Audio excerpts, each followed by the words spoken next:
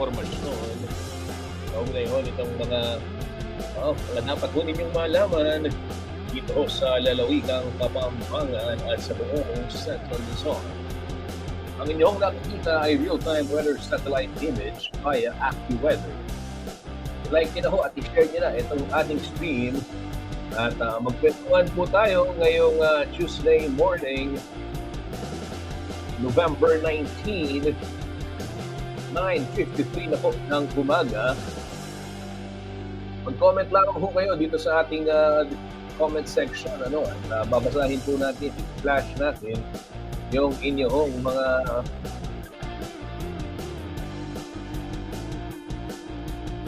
komento. Oo. Mamayang alas 10 po ng umaga magiging live na po tayo sa television. Pero sa ngayon nasa Facebook muna ho tayo mga kabalin at maging sa YouTube. Oh.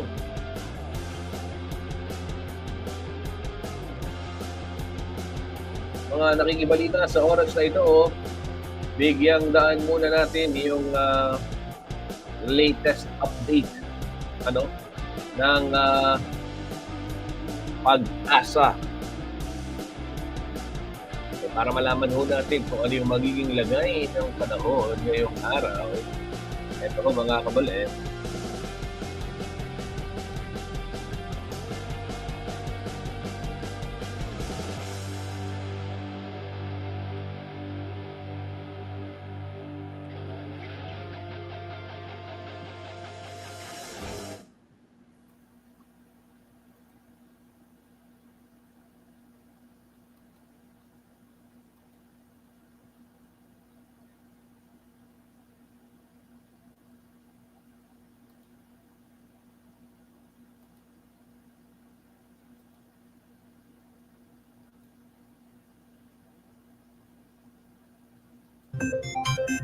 Estareha. Patuloy pong epekto ng tatlong weather systems, lahat ako si Benison Estareha. Patuloy pong epekto ng tatlong weather systems sa ating bansa. Una na po dyan na yung easterlies o yung hangin galing sa silangan, particularly the Pacific Ocean na siya nagdadala po ng mainit na panahon sa malaking bahagi ng bansa at siya nagdadala rin po ng mga pulu-pulong mga paulan, lalo na po dito sa bahagi ng Mindanao. Meron naman tayong northeast wind flow, yung hangin galing sa Hilaga na siya nagdadala ng bahagyang magbaba ng temperatura dito sa may extreme northern Luzon at itong shear line naman o yung linya kung saan nagtatagpo yung malamig na hangin at yung easterlies. At asahan din po yung mga kalat-kalat na ulan at mga thunderstorms dito rin po sa dulong hilaga ng Luzon. Samantala yung ating monitor po, itong si Bagyong Pipito, severe tropical storm po at patuloy na lumalayo sa ating kalupaan. Nasa around 570 kilometers po, kanluran ng Lawag City at wala ng direktang epekto po sa ating bansa. Ngayong araw po, asahan pa rin ng maulang panahon sa may Batanes and Babueng Group of Islands. Epekto po yan ng pinagsamang shear line plus the northeasterly wind flow. Makulimlim ang panahon at aasahan po yung kalat-kalat na ulan and thunderstorms doon. Habang sa natitirang bahagi ng Luzon, kabilang ang Metro Manila, asahan pa rin ng fair weather conditions. Ibig sabihin bahagyang maulap at minsan maulap ang kalangitan, lalo na sa silangang parte sa may Cagayan Valley, Aurora, Quezon and Bicol region. Sasamahan din yan ng mainit at maalinsangan na tanghali. At sa dakong hapon hanggang sa gabi, asahan lamang po yung mga pulu-pulong ulan at may mga lugar po actually na hindi naman po uulanin for the next 24 hours po yan. Sa Metro Manila, magiging mainit, gayon din sa mga kalapit na lugar sa Central Luzon and Calabarzon hanggang 33 degrees Celsius, habang sa may Baguio City naman po between 16 to 23 degrees ang temperatura. Sa ating mga kababayan po sa Palawan, lalo na sa may southern portion, umaga pa lamang asahan na po ang mataas sa tsansa ng ulan, pero hindi naman po ito magtatagal, habang ang rest of Palawan plus malaking bahagi ng Visayas, bahagyang maulap at minsan maaraw ang kalangitan, lalo na sa may Panay Island, hilagang bahagi ng Negros, habang dito naman sa may southern portion of Central Visayas and Negros Island region, umaga pa lamang, may tsansa na po ng mga saglit na pagulan. For the rest of the day, meron din mga isolated rain showers or thunderstorms, so make sure po, kung lalabas ng bahay ay may dalang payong. Temperatura natin sa malaking bahagi ng Visayas between 32 to 33 degrees pagsapit ng tanghali. Pagsapit naman sa Mindanao, magkakaroon ng mga paulan ang ilang bahagi nito kabilang na ang Caraga region and northern Mindanao. Make sure po na meron tayong dalang payong kung lalabas ng bahay dahil sa epekto yan ng easterlies o yung hangin galing sa Pacific Ocean. May mga kalat-kalat na ulan and thunderstorms, posible rin ito mag-cause ng mga saglit na baha or mga pagguho ng lupa. Habang natitirang bahagi naman ng Mindanao, makakaasa pa rin po ng bahagyang maulap at minsan maulap na kalangitan within the next 24 hours at aasahan din po ang mga pulu-pulong mga paulan or pagkidlat pagkulog lalo na sa may Zamboanga Peninsula at ilang pambahagi ng Bangsamoro Region and Soc-Sargen. Temperatura natin, pinakamainit sa may Zamboanga City hanggang 34 degrees Celsius pagsapit ng tanghali at sa Metro Davao hanggang 32 degrees Celsius.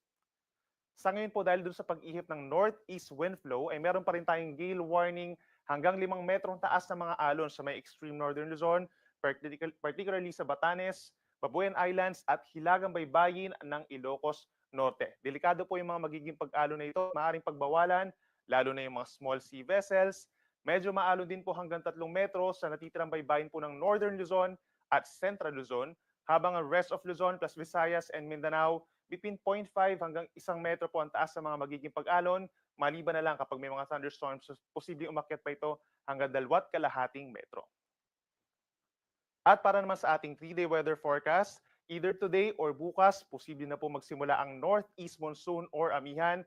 Ito yung malamig na hangin galing po dito sa may mainland Asia at nagpipik po ito pagsapit ng December, January, and February at posibleng umakyat sa malaking bahagi ng Luzon, Visayas, and some parts pa of Mindanao. In the next 3 days, wala naman tayong aasahang bagyo na papasok ng ating Philippine Area of Responsibility. Yung mga paulan natin concentrated pa rin sa may extreme northern Luzon dahil po yan sa shear line sa Batanes and Babueng Group of Islands, habang ang natitirang bahagi pagsapit ng Wednesday and Thursday, partly cloudy to cloudy skies in general na sinasamahan ng mga saglit na ulan or thunderstorms. Pagsapit naman po ng Friday, November 22, may mga lugar pa rin dito sa Mindanao na mataas ang tsansa ng ulan dahil sa easterlies. Ito ay sa Caraga, Davao Region, Soc-Sargen at mga nearby areas pa po, kaya magdala ng payong, mag-ingat sa banta ng baha at landslides. Habang natitirang bahagi ng bansa, may mga pag-ulan din. Shear line patuloy pa rin po dito sa may extreme northern Luzon at mga isolated thunderstorms sa natitirang bahagi ng bansa. Sunrise po natin ay 1 minuto bago mag-alas 6 ng umaga at ang sunset ay 5:24 ng hapon. Yan muna ang latest mula dito sa Weather Forecasting Center ng Pag-asa. Ako muli si Benison Estareja na nagsasabing sa anumang panahon, Pag-asa ang magandang solusyon.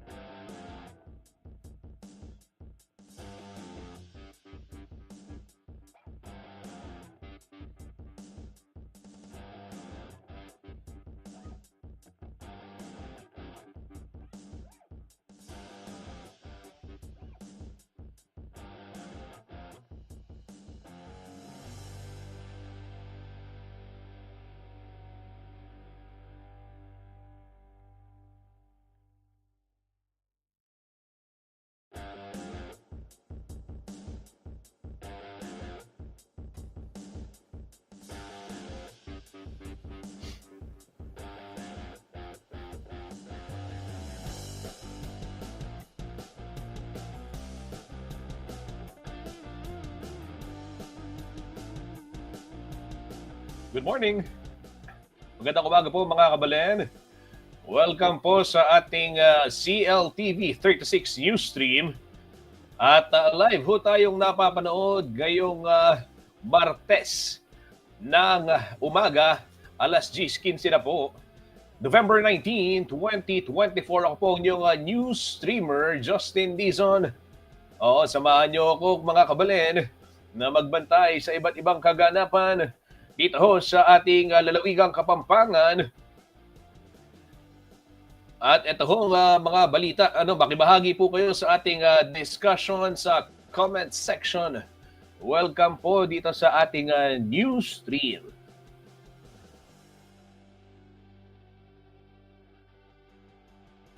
Live ho tayong napapakinggan sa CLTV 36 Facebook page. Gayun din po sa YouTube page ng CLTV 36 at maging sa ating live streaming sa website www.cltv36.tv. At syempre mga kabalen, live din ho tayo sa mga oras na ito hanggang mamayang alas 11 ng umaga sa telebisyon, Signal Channel 115 nationwide ho yan. At dito naman sa Central Luzon sa ating 38 cable partners at maging sa Digital Free TV Channel 36. Kaya ano pang hinihintay ninyo? Makibahagi na ho sa talakayan. Kumusta ho kayo mga kabalen? Ang inyo pong napapanood ngayon ay itong weather satellite image. Real-time ho ito via Earth Null School.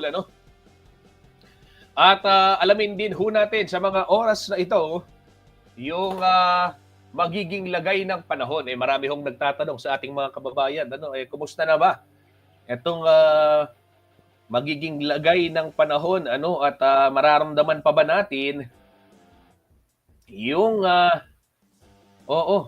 yung epekto ni Bagyong Pepito. Ay malalaman ho natin yan mula sa ating mga kaibigan sa DOST Pag-asa.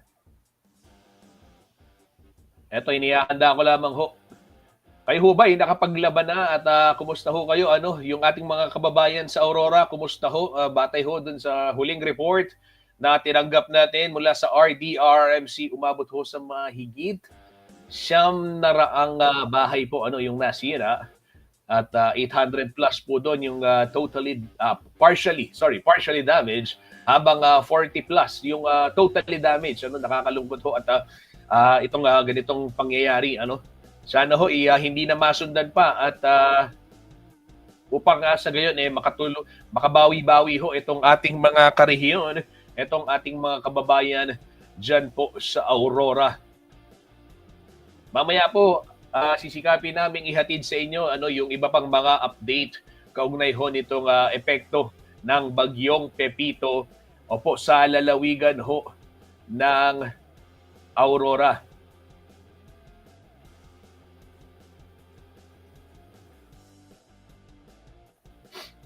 At sa oras pong ito, silipin muna ho natin. Ito pong weather update mula po sa Pag-asa. Happy Tuesday po sa ating lahat. Ako si Benison Estareja. Patuloy pong epekto ng tatlong weather systems sa ating bansa. Una na po dyan na yung easterlies o yung hangin galing sa silangan, particularly the Pacific Ocean, na siya nagdadala po ng mainit na panahon sa malaking bahagi ng bansa at siya nagdadala rin po ng mga pulu-pulong mga paulan, lalo na po dito sa bahagi ng Mindanao. Meron naman tayong northeast wind flow, yung hangin galing sa Hilaga na siya nagdadala ng bahagyang magbaba ng temperatura dito sa may extreme northern Luzon, at itong shear line naman o yung linya kung saan nagtatagpo yung malamig na hangin at yung easterlies. At asahan din po yung mga kalat-kalat na ulan at mga thunderstorms dito rin po sa dulong Hilaga ng Luzon. Samantala yung ating minonitor po na itong si Bagyong Pepito, severe tropical storm po at patuloy na lumalayo sa ating kalupaan. Nasa around 570 kilometers po, kanluran ng Lawag City at wala ng direktang epekto po sa ating bansa. Ngayong araw po, asahan pa rin ang maulang panahon sa may Batanes and Babueng Group of Islands. Epekto po yan ng pinagsamang shear line plus the northeasterly wind flow. Makulimlim ang panahon at aasahan po yung kalat-kalat na ulan and thunderstorms doon. Habang sa natitirang bahagi ng Luzon, kabilang ang Metro Manila, asahan pa rin ang fair weather conditions, ibig sabihin bahagyang maulap at minsan maulap ang kalangitan lalo na sa silangang parte sa may Cagayan Valley, Aurora, Quezon and Bicol region. Sasamahan din yan ng mainit at maalinsangan na tanghali at sa dakong hapon hanggang sa gabi, asahan lamang po yung mga pulu-pulong ulan at may mga lugar po actually na hindi naman po uulanin for the next 24 hours po yan. Sa Metro Manila, magiging mainit, gayon din sa mga kalapit na lugar sa Central Luzon and Calabarzon hanggang 33 degrees Celsius, habang sa may Baguio City naman po between 16 to 23 degrees ang temperatura. Sa ating mga kababayan po sa Palawan, lalo na sa may southern portion, umaga pa lamang asahan na po ang mataas na tsansa ng ulan pero hindi naman po ito magtatagal. Habang ang rest of Palawan plus malaking bahagi ng Visayas, bahagyang maulap at minsan maaraw ang kalangitan lalo na sa may Panay Island, hilagang bahagi ng Negros. Habang dito sa may southern portion of Central Visayas and Negros Island region, umaga pa lamang may tsansa na po ng mga saglit na pagulan. For the rest of the day, meron din mga isolated rain showers or thunderstorms. So make sure po, kung lalabas ng bahay, ay may dalang payong. Temperatura natin sa malaking bahagi ng Visayas, between 32 to 33 degrees pagsapit ng tanghali. Pagsapit naman sa Mindanao, magkakaroon ng mga paulan ang ilang bahagi nito, kabilang na ang Caraga region and northern Mindanao. Make sure po na meron tayong dalang payong kung lalabas ng bahay dahil sa epekto yan ng easterlies o yung hangin galing sa Pacific Ocean. May mga kalat-kalat na ulan and thunderstorms, posible rin ito mag-cause ng mga saglit na baha o mga pagguho ng baha. Habang natitirang bahagi naman ng Mindanao, makakaasa pa rin po ng bahagyang maulap at minsan maulap na kalangitan within the next 24 hours at aasahan din po ang mga pulu-pulong mga paulan or paggidlad pagkulog lalo na sa may Zamboanga Peninsula at ilang pambahagi ng Bangsamoro Region and Soc-Sargen. Temperatura natin, pinakamainit sa may Zamboanga City hanggang 34 degrees Celsius pagsapit ng tanghali at sa Metro Davao hanggang 32 degrees Celsius.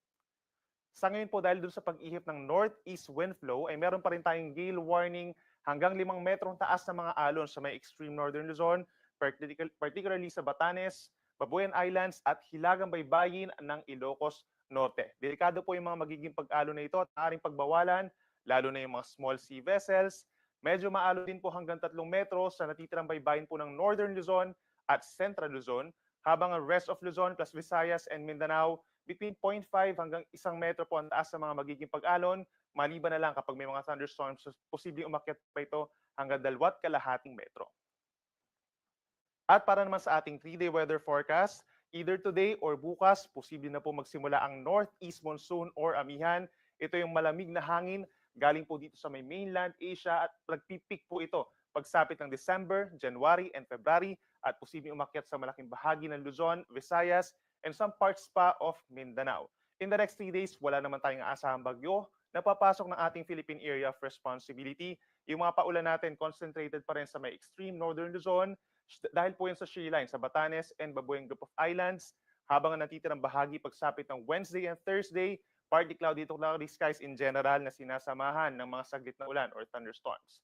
Pagsapit naman po ng Friday, November 22, may mga lugar pa rin dito sa Mindanao na mataas ang tsansa ng ulan dahil sa easterlies. Ito ay sa Caraga, Davao Region, Soc-Sargen at mga nearby areas pa po, kaya magdala ng payong, mag-ingat sa banta ng baha at landslides. Habang natitirang bahagi ng bansa, may mga pag-ulan din. Shear line patuloy pa rin po dito sa may extreme northern Luzon at mga isolated thunderstorms sa natitirang bahagi ng bansa. Sunrise po natin ay 1 minuto bago mag-alas 6 ng umaga at ang sunset ay 5:24 ng hapon. Yan muna ang latest mula dito sa Weather Forecasting Center ng Pag-asa. Ako muli si Benison Estareja na nagsasabing sa namang panahon, Pag-asa ang magandang solusyon.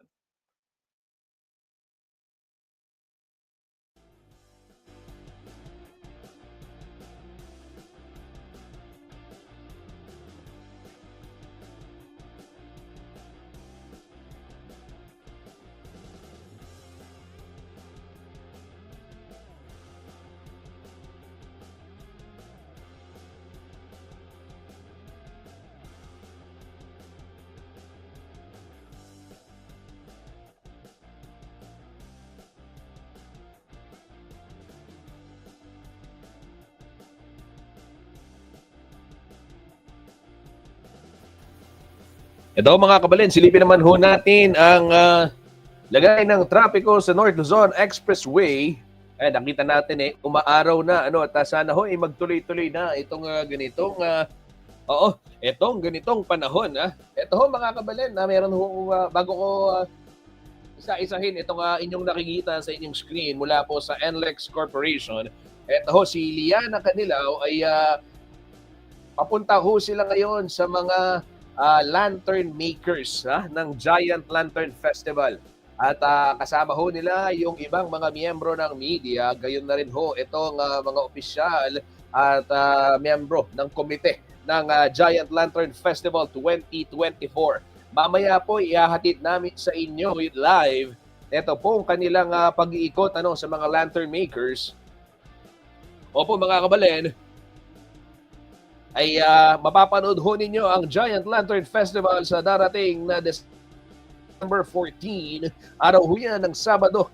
Siyempre, dito sa CLTV 36. Opo, 18th year na to na pinapalabas ho sa CLTV 36. Ito ho nga, isa sa mga pinaka-aantay na festival, hindi lamang ho dito sa ating syudad, San Fernando o maging sa lalawigang Pampanga, kundi sa buong Pilipinas. Yan ho, yung Giant Lantern Festival. Ito po nga sandang ligligang parul. 10 barangay ho, mga kabalen. Etong kalahok ngayong taon. Yan. Sige, silipin natin itong sitwasyon ng trapiko sa North Luzon Expressway. Simulan muna natin sa pinakataas sa gawing kaliwa ho ng inyong screen, northbound lane sa Balintawak Toll Plaza. Ayan, ay sa mga oras na ito, nakaluwas na yung mga paluwas, ano? At yung mga main character nandyan na ho sa Metro Manila. Araw din ho ng Martes. Pero ito, makikita nyo sa northbound lane ng Valenzuela Interchange, gitna po ng gitnang part ng inyong screen, mga kabalen, ay may volume ho dyan ng mga sasakyan. At kung kayo naman ay patungo ng Quezon City at nagbabalak dumaan dyan sa may Mindanao Avenue, ayan, ay nako, sa eastbound lane ho ng Mindanao Avenue o yung Mindanao Toll Plaza, yung palabas ho ng Quezon City, ano, patungong Mindanao Ave, Visayas, Visayas Avenue, ayan, may pila na ho ng mga sasakyan dyan sa may Mindanao Toll Plaza. Mabagal din ho ang daloy ng trapiko sa may bahagi ng may Kawayan Interchange Bridge. Ano, bagamat umuusad, syempre, malaking volume po ng mga sasakyan ang ating nakikita dyan sa mga oras na ito. At dito naman sa may Bocaue Toll Plaza, ay ito ho mga kabalen, yung papasok ng Kamay Nilaan, ano, wala namang masyadong aberya dyan, napakaluwag ho. Ito namang biyahe palabas, o yung nakikita ho natin, may volume ng sasakyan. At doon sa may pinakababa, gawing kanan, ito ho mga kabalen, San Fernando. San Fernando Interchange Bridge, ay nakikita ho ninyo, pwedeng mag-basketball.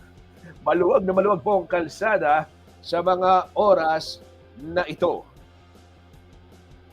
Pansamantala muna ho tayong magbe-break, mga kabalen, sa telebisyon para magbigay daan sa ilang paalaala.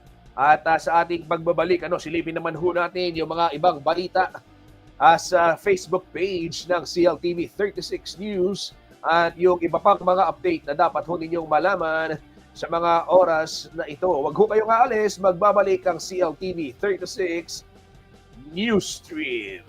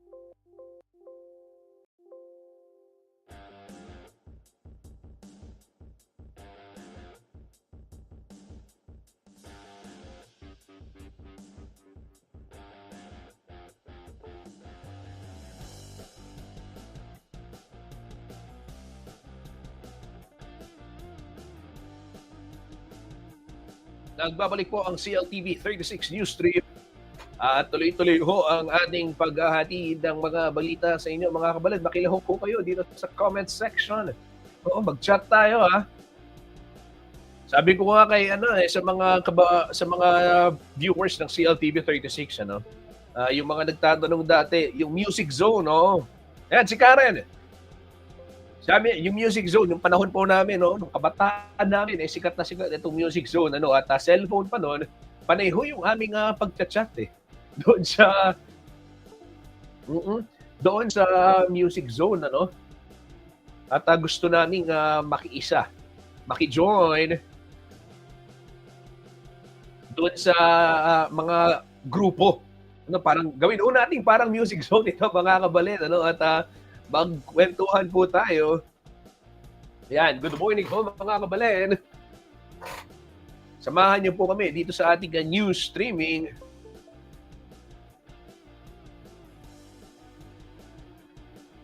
Hintay lang ho natin yung ilang queue para magtuloy-tuloy na ho tayo diyan sa telebisyon, At meron mag 40 seconds, patalastas lang Siyempre maghanap buhay muna.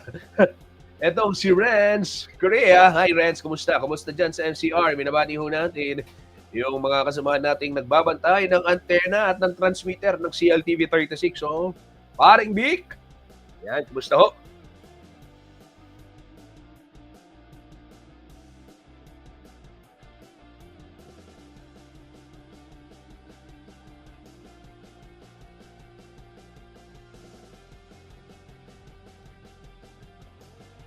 Ayan, nagbabalik ho tayo mga kabalen sa telebisyon. On air na ho ulit tayo at malay nyo, sabi magkaroon ulit ng Music Zone sa CLTV 36. Ayan na nga yung hinihintay natin, si CLTV 36 News, ayan, yan nga yung hinihintay natin mga kabalen, magkaroon tayo ng Music Zone. At syempre, marami hong mga sorpresa itong CLTV 36 sa inyo sa aming 18th year, kung napapansin niyo yung sa CLTV 36 Entertainment, makikita naman ho ninyo at i-follow nyo lamang yung ating mga social media pages upang hindi po kayo mahuli sa mga latest update kaugnay ho nitong mga bagong programa ng CLTV 36.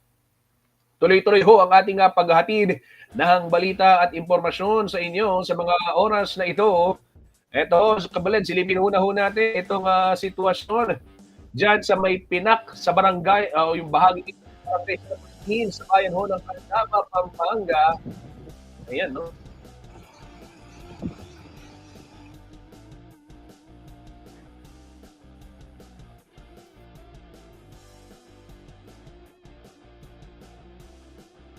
ay nagmistulan na naman pong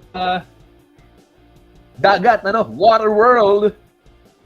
Ito pong barangay San Agustin sa Candaba, Pampanga, dahil na rin sa pagbaba po ng tubig mula sa bahagi ng Nueva Ecija, dyan po sa northern portion o yung upstream portion ng Pampanga River. Ayan ho mga kabalen. Ay sitwasyon ho sa mga oras na ito dyan ho sa bayan ng Candaba, Pampanga, partikular ho sa may Pinak, San Agustin.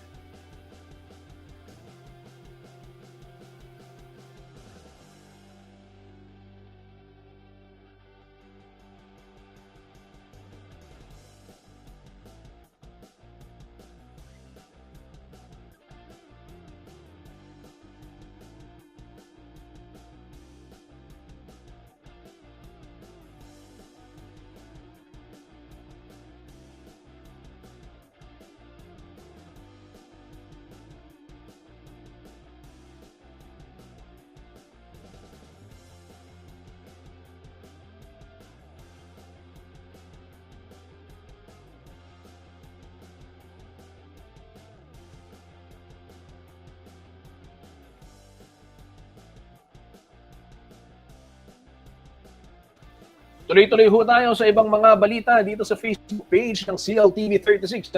Silipin din ho natin. Ito ho, mga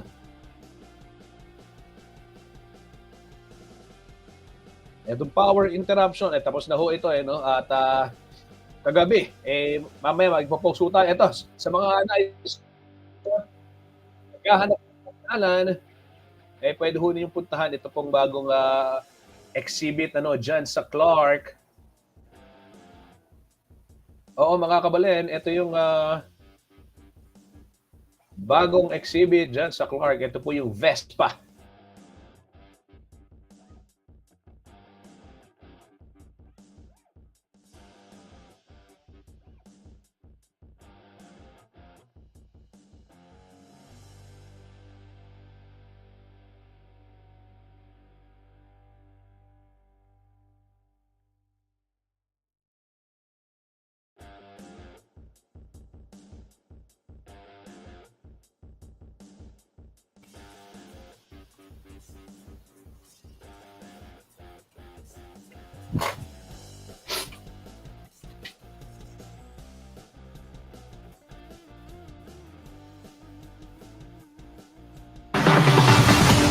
Kung mahilig ka sa motor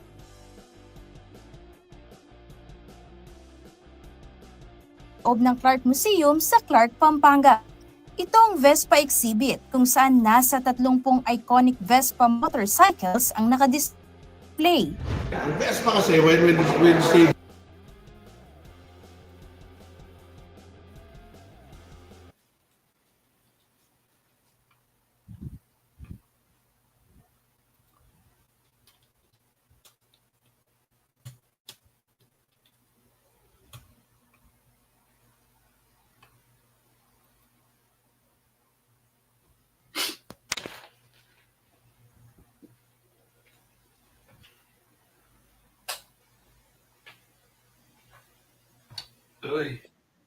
Vespa, it's not just about riding it, it's a lifestyle, it's a passion. So, ang Vespa, we have fans from kids of the young generation because of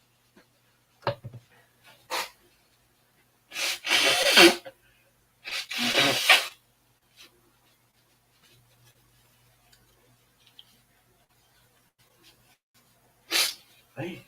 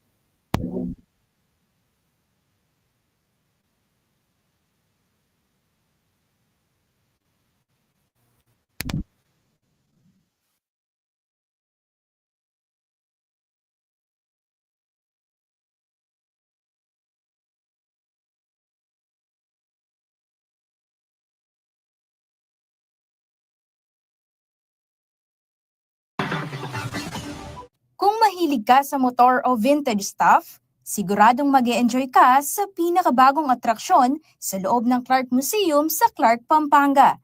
Ito ang Vespa exhibit kung saan nasa 30 iconic Vespa motorcycles ang nakadisplay.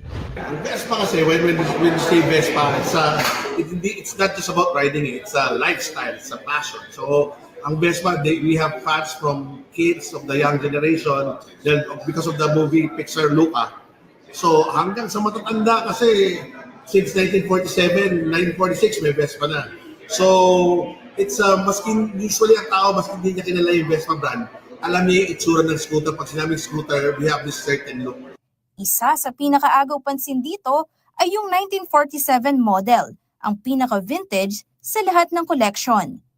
Mayroon din dun sa mga mas modern na 1980s, 1990s at early 2000s. Bukod sa mga motor, tampok din sa exhibit ang mga lumang posters, jackets, pictures, gaya na lamang ng laro nakuha ng 1957 sa paanan ng bundok Arayat matapos mag-ride ng Vespa Club Pilipinas mula Maynila.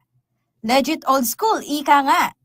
Magtatagal ang exhibit hanggang November 24, ang last day ng Pilipinas Vespa Days na gagawin sa Clark.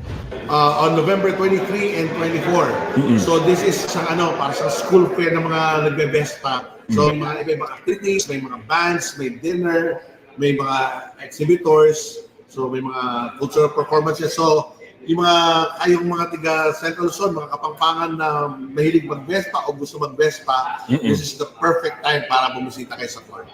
Bukas ang Clark Museum mula 9 a.m. hanggang 4 p.m. araw-araw. At ang entrance fee ay 100 pesos habang may discount naman para sa mga senior citizens at mga students. Kasama si Justin Dizon, Aisel Fernando, CLTV 36 News. Taman masikan po yung pamanurad, dili po kaya katamong kabalena at deboto kaya ni Kim Bacolor, Pampanga at miyaliwa pang lugar king mabilog alabod Kapampangan. Po may patinag in karalang pamananampalataya o in itong po para king lanabala procession. Payong ampong kasalpantayanan. Apin din ring penyang gararing memalin ni Bacolod king ura.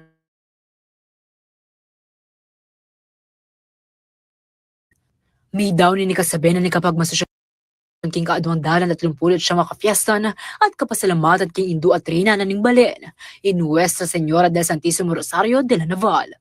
Bang may balaos naman ning banwa-banwaran tradisyon king pamagprosesyon, tigluban dalang supot ding malapatron daring aduang pulot metong abarangay ning balen. Kapanwalan daring mapilang mamanata, kasabi na ning pamamulos ning uran ning grasya narake na ni Ipang Mayupaya. Ang kainugod naman po yung manupaya, mas kain naman po yung baryo me. Uli nanitang kaya kaming debosyon, lalong-lalo na kaning kaya kaming malasanto, makasadya kami, nanumaning datang, kasi keng faith me, nanumanita, mikabos kami. Masantiga po yung kahit napapunguran at po kami. At kanya nalibat kaya parulog. Ginuit niya mo po, umuran, mamangin. Tapos, Agpang muna man kang Bacolor Mayor D. Mandatu, may bakit ng selebrasyon king Matibe ang kasalpantayan ding anak Bacolod. Kalutaw ng resiliasyon ng tao Bacolod. At yung Matibe kasalpantayan ng tamo kayang Birhari at kayang Apong Gino. Talagang Matibe, kita naman po, yung Lanabal de Bacolor for the whole week in celebration, milyari yan, may sunduy at very successful. Yung prosesyon na bengi, agyang maurang po may alaw siya dahil lang may pagprosesyon. We always pray for our God na sana naging safe yung buong Bacolod, yung probinsya Kapampangan at ating buong Pilipinas. Liana Canilaw, CLTV 36 News.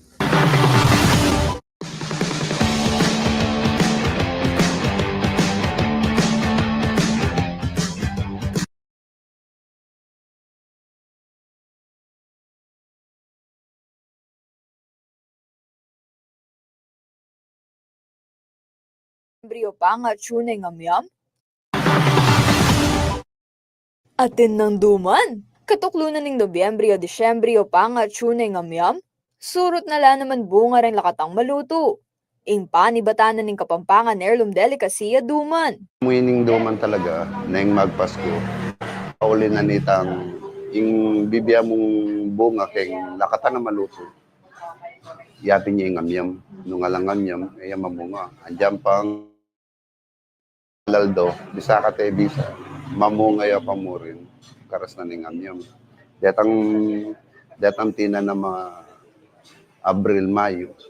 Abat atinta na August. Yan naman, agnanag ng kayo rin mamunga. Aparte king pagminindalda, kakanada mo naman ning duman king suklating baterol, kalame at aliwa po. Na mga naburira, layas ang top. Tangalalasa rin natural yun din. Dahil nga rin makatwa. Era mamburita nga tinyang nano-nano kabit mo. Era mamburiro. Buriro itang agot tiyempo dam, gigigutan de pinapinan. Agpangking magduma na Bernard Dizon, lakwas pang magpa-espesyal keng duma ning mano-manong proseso ba nga gawain ni. Kising ka ng alas 4 ng ganing aldo, i-relax mo yung katawan mo. Yapin yatang i-condition na yung katawan mo, ana. Kilob na ning metong oras. Kasi alas 5 pa mo, pumunta na ko kay Marangle. Gapasan nyo na eh.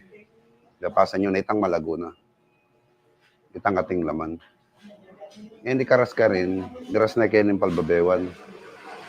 Kiskisan da na yan, yapin niya itang kakawani mo na eh. Itang malago ka na itang masanglay yakini. Kaya rin ang isang leke ni may parinlayang bagya, dumala na ka rin ng asong. Daldakan da na eh. kene milako itang apa, ikawani na itang apa. Then, patang ikawani na apa, dumala na ka na naman kitang atlong klase pas bayo. Si Memo na naman ita. Kaya rakalan ka rin karelang gagamitan at tinang edad dinala na banwa. Kwento ng Dizon, ila namong mitatagan kambereng 20 adwarang talapagobra kimpa magduman. At bang magbalaw sing tradisyon, akakayadwangan na lang Dizon kayang anak, imbusis ng proseso. Kaya bay Liana Canilaw, Arlen Salonga, CLTV 36 News.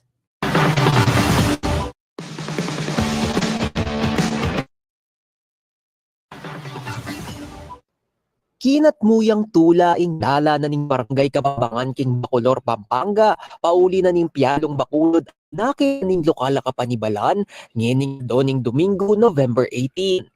Kaya ay ni karen tsuntsuna na ning piyestang lanabal, ngening banwa. Ating miyayaliwang relays, saglulu, pukpuk palayok, ampong marakalpang Pialo nga in-enjoy dareng anak, pistaman bagyang lilintik. Ayun, kalabutan na natin, sobrang happy ko. Inumpisan deking marano na parada ing Pialong Bacolod, bang ma-warm up na pang bagyare ng anak, kapamilatan dareng samsaman king libutad na ning parada. Sumangid na ning malula mabanwa, pauli na ning bagyong Pepito, sindude pamurin ing papyalong uling buring pututan ing banwa ng tradisyon para kareng anak. Magpasamsam kami, dumurte kami po king per kanto na ning kabalenan kaya di Bacolod, ang pong bantang ay kahit na rin anak na mambuula kinit sa kalawang Pialong Bacolod. Pakanta po nga ranasan, damalala po ng Pialong minuna kanta, ang pong akit ng ngeni, kumala niya kasigla, ikabalenan ngeni. Ngeni ing ka na mabanwa, inabe ning Bacolor Mayor di Mandato ing Pialong Bacolod king piyesta na ning Lanaval, agagawan balang bulan na ning Nobyembre. Ana ning alkalde, metong yang masanting nga paralan ing ipakit kareng anak ngeni rem Pialong kanita king karelang balen, lakwas na't susubong ding kultura at kasalesayan ning matuang Bacolor. Anya naman metongal do na ning Lanaval Festival ing sinadjara bampabren lang mamyalong patingapon ding anak Bacolod. Kailangan gabulan tayong kultura, tabalo tayong katamang pibatan. At inian niyang anak tamo yung Pialong tamo. Now sa yung Pialong Bacolod. Anya niyang linukulok ng 2019 bilang alkalde. Kaya gumpisan tayo at every year tuloy-tuloy. At magaganapin yung abak na aldoning Lanaval, magumpisahin alas 6 ng abak, dumurot laking paglimbunan, at mamyalong lakaybat hanggang alas 12 ng panapon. Misusumangid lareng programa alinantang na ning lokal na kapanibalan, bang pagselebra niya keng kilog na ning limangaldo ing piyestang Lanaval, amigumpisaan niya Miyerkules, November 13. Agpangkang Vice Mayor Ron Dungca, metong yang pamagmasusi keng kultura ampong teta gandareng tao Bacolod ing piyestang Lanaval. Ngening banwa, pegsadyan de kanong ibeka rin kayanakan, ing talwing aldo na ning kapiestan. Ang mga kabataan ngayon, nakikita mo, nasa cellphone, no, nasa iPad. So ito ay pagpapakita na meron palang ganitong klaseng larong Pinoy, sabi nga nila, no, na pwedeng gawin sa umaga at sa hapon. No? King kapamilatan dareng mga tuwang Pialong, emo kultura na ning balen Bacolor ing kinabye, uling pati na rin ning mabula sa pangangatawan dareng anak Keti.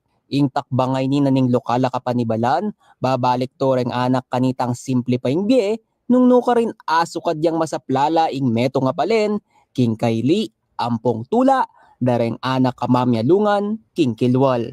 Hindi ko pa po aranasan ni! Sikat na ako! Lizan Morten, CLTV 36 News.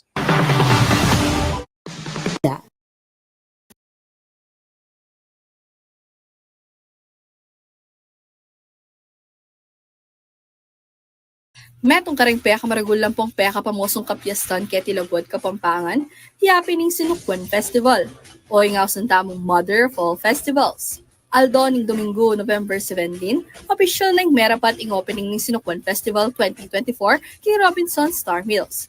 Day 1 na pamuning kapiestan, kambing ning mayakit nung makananoy iti kakule ang pong kasigla. Ni patindayag mo naman keti, isanting ang pong legwan dareng Kapampangan, akayabe kay Princesita, Lakan, at Lakambini ning Sinukwan. Kay iba't na ning presentation na rin candidates, may karibon cutting naman kingayak at piblas exhibit nung nuka rin makadisplay laring may ayaliwang imalan agawa na rin kabalen designers. Aparti pa kanini, atin mo namang trade fair ang pong art exhibit. Kabang pepakit no manggelingan, ng estudyante kin drum and lyre competition, nung nuka rin may laban-laban laring siyam eskwela, 4 king elementary level, at 5 naman king secondary level. Kulturang ama na sukat ipamana. Iniing tema ng Sinukwan Festival para king banwang ngayon. Uling burida ka ng pawaga karikalupa tamang Kapampangan, nung makananoy akaw laga ing mapasa yung kultura tamang pakamalan, kare tutuking henerasyon. Agwata ng pitong gugusal, king kultura at aman, kailangan ibala-balaos tayo. Magkanita kapilan man, amate, ing aman ng Kapampangan, ating kultura tamong marati tayong ipamana. At pong naman king Regional Director ng Department of Tourism Region 3 ay Dr. Richard Dainos, maragulyang sao ping kultura, karisking pamagpasikan turismo ning metong alugal. So nakatapon talan, deng turista nung alalang akit.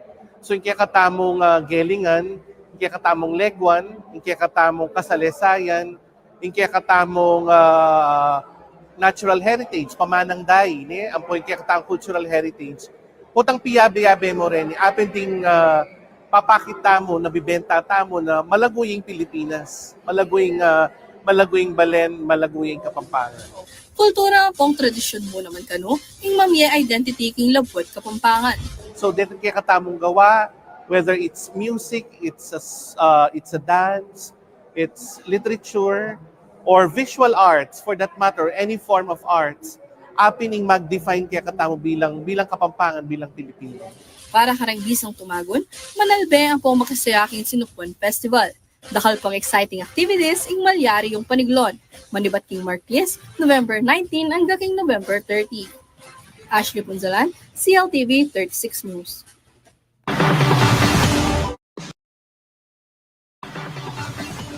Banwang 1991 anyang memakbong yaing Mount Pinatubo at mitabunan niyang lahar ing Balening Bacolor, Pampanga. Base king datos ng United States Geological Survey o USGS, miras laking 847 ding mayawang wabiye. Kabang atyo naman king migit $700 million ing halaga ng mga sirang pibanjan. Uli niti, ninaos na yung world's second largest volcanic eruption of the 20th century. Ing karanasan na ini, apin kanuing meging inspirasyonan niya mebuuyang Makatapak Festival, ang mararapat kasabi ng Lanaval de Bacolor Fiesta. Anyang diyang bataw ang tao bakulod, may laharla, may tambunan kami, makatapak kami may waking balen, anyang magbalik kami, aga na kami ini. Tapi sabi may kanta ng Kukura Paroko, yung Father Jess Madabat, nagawa niya yung Makatapak Festival. So hindi mo pangambulyak yung kultura at pibatan. Biyernes, November 15, miyabe-yabe laring elementary at high school students, amenibat karing miyayaliwang eskwela king Bacolor, bang magpatindayagla king Pamanerak. 10 metong lang grupo ring milaban-laban, 6 magrupo para king elementary level, at 5 naman king high school level. At inyang adwang kategoring Makatapak Festival, ing street dance at free interpretative dance. Through street dancing, apapalto tamit ang symbol of humility, at sa para saya, yung kabalenan, kita naman pre-inter, yapin itang dramatization. Ken ka mga pagaga, potang hakit murugong itang milyari king Bacolod, may katambunan kami, may kalat kami karemiyayaliwa, may sasambulat kami. Pero ngayon, may bangon kami. Para ang Bacolor Mayor Eduardo D. Mandato, as nakaulaga ing makihabe la rin kayo nakan kareng makanining aktibidad. Punta kasi kating festivities, muli lang kating Balen. Akit ding lugal, nung nano ng milyari king Balen Bacolod, na dating may tambunan, aga nakada o ni pala ing Balen ng Tibuan, kaya hindi ka pala menibat, akit de ing karel ang pribatan na lugal. Metong kareng judge king festival in cultural worker at artist ay Peter De Vera. Agpang kaya, migit king premyo inga kakwada ring anak, palang makyabela king makanining piaglon. Ano ba yung inspirasyon na nakuha nila na hindi nila ito mapag-aaralan kung minsan even in school, or itong mga ganitong klaseng mga celebration ay pwedeng magbigay ng inspirasyon. Dito rin na magsisilbing pag lumaki na yung mga yan magiging leader, hahanapin din ang mga ganitong mga kasayahan. Ikwanan ng Metro Bacolor cluster in first places para king street dance at free interpretative dance competitions king elementary level. Para naman king high school level, first place king street dance competition in San Vicente Pilot School for Philippine Craftsmen o SPP-SPC. Ating Bacolor High School naman para king free interpretative dance competition. Atin mo namang special prizes para king Best Group Costume, Best Group Headdress at Festival Queen. Ashley Punzalan, CLTV 36 News.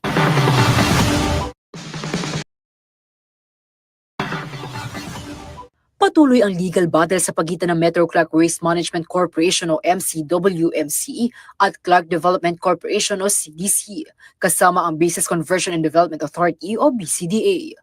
Kaugnay ito ng operasyon ng Kalangitan Sanitary Landfill sa Capas Tarlac, ang pasilidad na tumatanggap ng mga basura mula sa mahigit 100 local government units sa North at Central Luzon. Matatandaan noong Hunyo sinabi ng CDC na hindi na marerenew ang lease agreement ng MCWMC dahil na rin sa development initiatives ng BCDA sa 100 hektaryeng lupain na sakop ng pasilidad. Samantala, matapos ang ilang araw na tigil operasyon nito lamang Oktubre, naglabas ng writ of preliminary injunction ng Regional Trial Court Branch 66 ng Capas Tarlac at nagpatuloy ang operasyon ng MCWMC sa landfill. Sa kabila nito, naghahanda pa rin ng ilang alternatibo at intervention ng Syudad San Fernando, Pampanga sakaling tuluyan itong magsara. Siyempre, kasi anyang daramdaman tayo pa mo yung problemang yan, may gredita naman. Alata mong pigaga naman. Ayon kay City Environment and Natural Resources Central Chief Gemma Doble, sa kasalukuyan ay walang problema pagdating sa waste management sa Syudad San Fernando. Ang waste management sa City of San Fernando, maayos siya.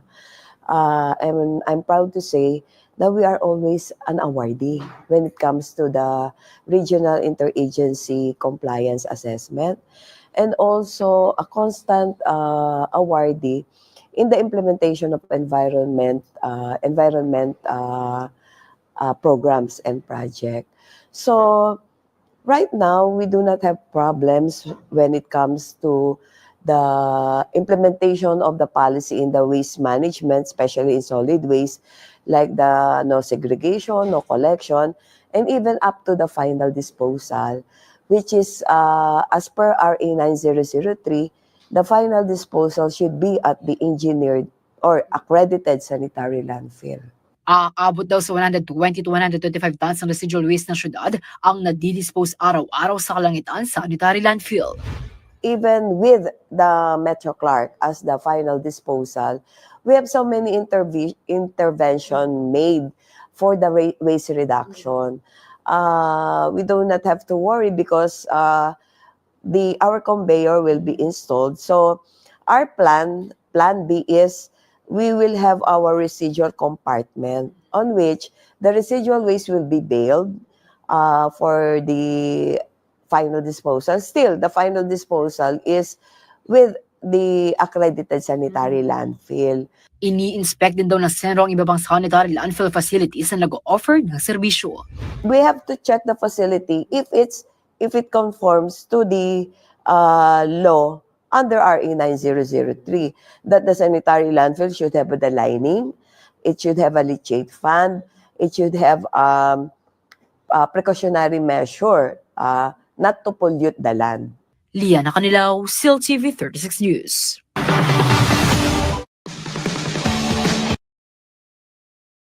Involved in the extrajudicial killing? Yeah, Mr. Chair, wala po sa mandate namin to provide legal assistance. However, kung meron pong mga cases against police officers, then you will have jurisdiction to try them administratively po. So kung meron pong final na case namin, we have concurrent jurisdiction with the Chief PNP and the PNP. Ano po ang connection ng inyong function at saka ng IAS? Ang IAS po ay recommendatory po to the Chief PNP and the Chief PNP po ay may concurrent jurisdiction with the NAPOLCOM.